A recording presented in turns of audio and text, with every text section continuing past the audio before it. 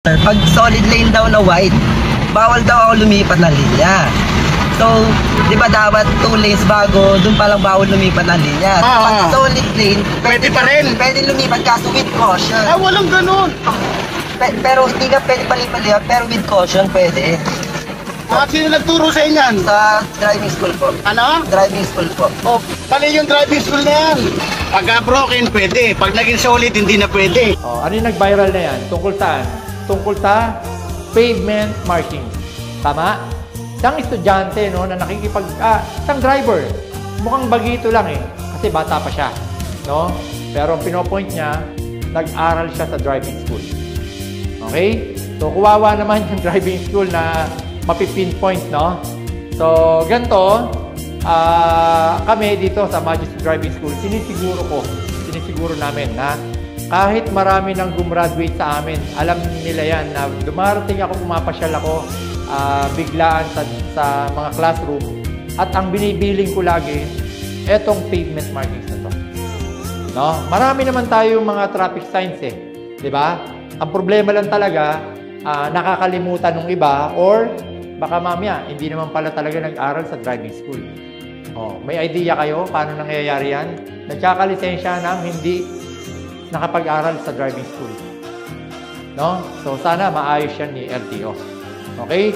So, ngayon, pavement markings para malaman ng mga followers natin at yung mga... Kasi marami rin dyan mga may lisensya na hindi rin alam itong mga pavement markings. Marami nagsasabatan dun sa social media. May kumampi pa dun sa bata, dun sa driver. No? Mali pa raw yung enforcer. Okay? Dito lilinawin natin yung pavement markings. Ano ba yung pavement markings na yan? No? Pavement markings, yan yung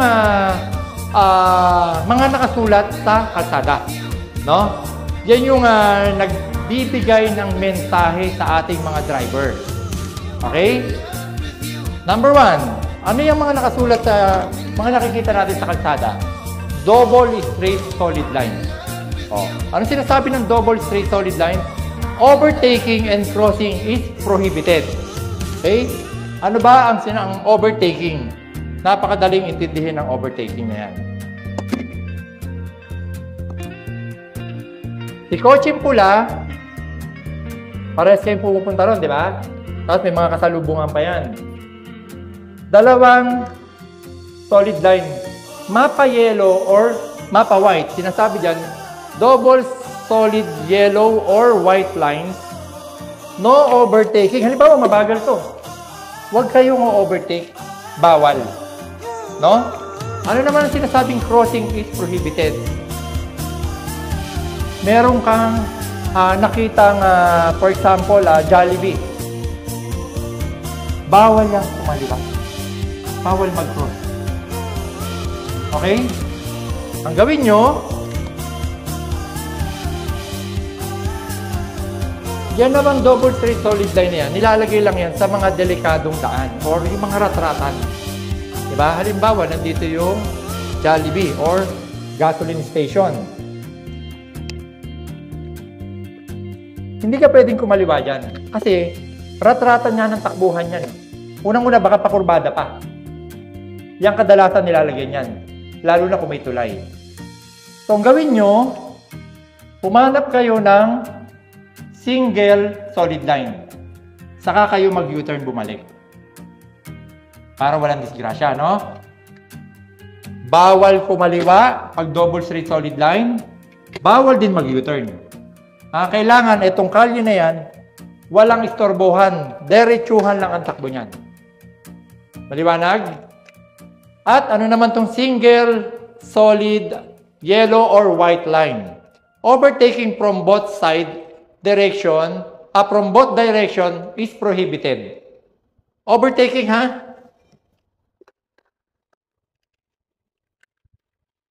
Single solid line. Mabagal si puti. Bawal ka mag-overtake. Maliwanag? Ngayon, ano sinasabi rito susunod? Crossing movement is allowed. Kaya yung sinasabi ko kanina, kung may double straight solid line, dito, Yan, double straight solid line. Bawal kumaliwa. Bawal mag-U-turn. Lagpasan nyo yan double straight solid line. Dito kayo mag-U-turn or mag-cross. Okay? Pero syempre, kung mag-U-turn kayo or babalik, tingin muna ng side mirror, rear mirror, or shoulder check. Kasi meron din pagkakataon na hindi nakikita ng side mirror yung mga ilang bahagi ng kalsada. Okay?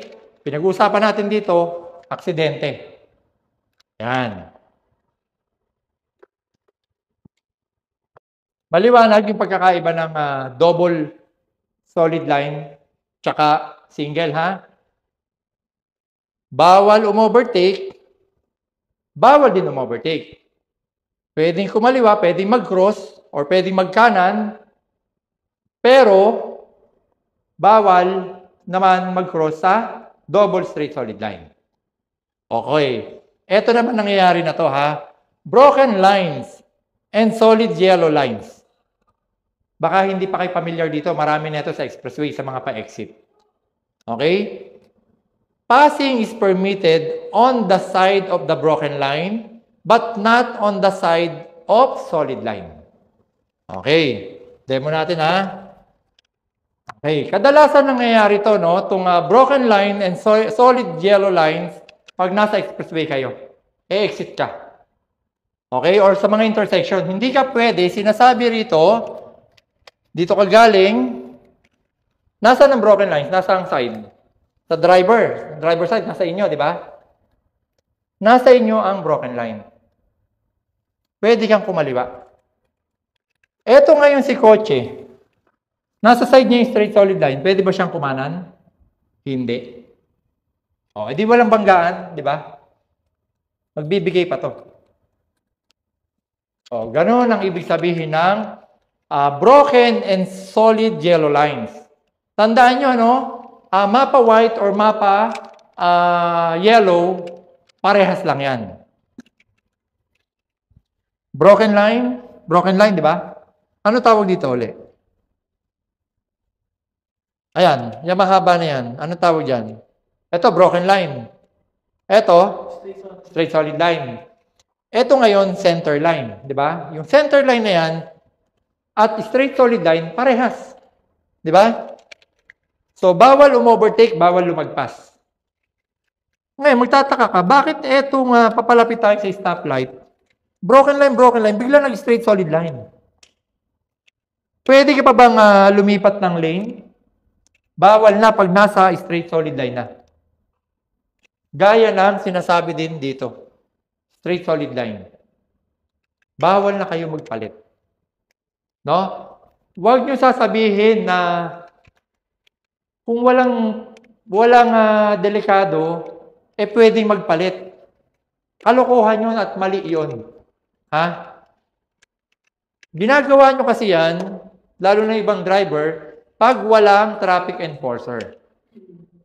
So, ganun lang naman kadali, ano? Pag nakita nyo yung straight solid line, bawal ang overtake. Pag nasa side mo ang broken lines, magkatabi ang straight solid line, pwede kang overtake. Pero pag nandito ka sa side na to, bawal ka dito. Broken line nasa side mo, pwede kang kumaliwa. Pag nasa kaliwa ka na, hindi ka na pwedeng bumalik dito, ha? Okay, maliwanag? O, sige, natuto? Okay, so yun lang mga ka-SP.